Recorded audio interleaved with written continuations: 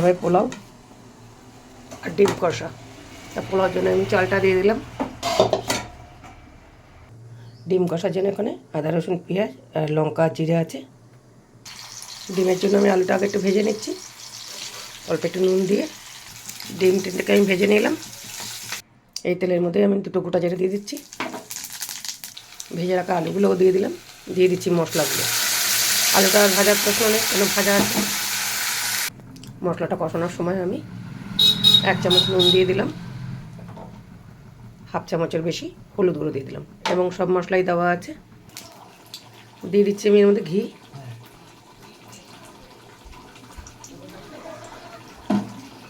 কতগুলো গোটা গরম মশলা।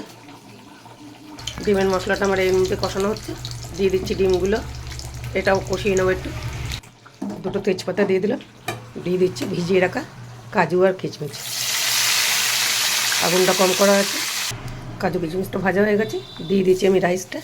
আচ্ছা, আমি দিয়ে দিচ্ছি এখানে 3 চামচ চিনি আর 1/2 চামচ নুন, কেন ভাতে নুন দেওয়া আছে, আর একটু দিয়ে দিলাম। আমি 2 চামচ দুধ গুলে দিয়ে দিচ্ছি।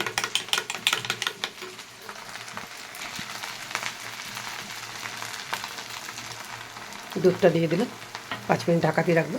ততক্ষণ এদিকে ডিমের মশলাটা বেশ ভালো করে কষে গেছে। আমি অল্প একটু জল দিয়ে দিচ্ছি, অল্প মানে একদম অল্পই দেবো। ডিমটা হয়ে গেছে, আমি একটুখানি অল্প একটু গরম মশলা ছিটিয়ে দিচ্ছি। এদিকে পোলাও ঢাকনাটা তুলে দিয়েছি, পোলাওটাও আমার হয়ে গেছে। এই হচ্ছে আমার দুপুরের মেনু। কেমন লাগলো কমেন্ট করে জানাবেন। যদি ভালো লাগে তাহলে একটা লাইক দিয়ে দেবেন, একটা শেয়ার করে দেবেন। ধন্যবাদ।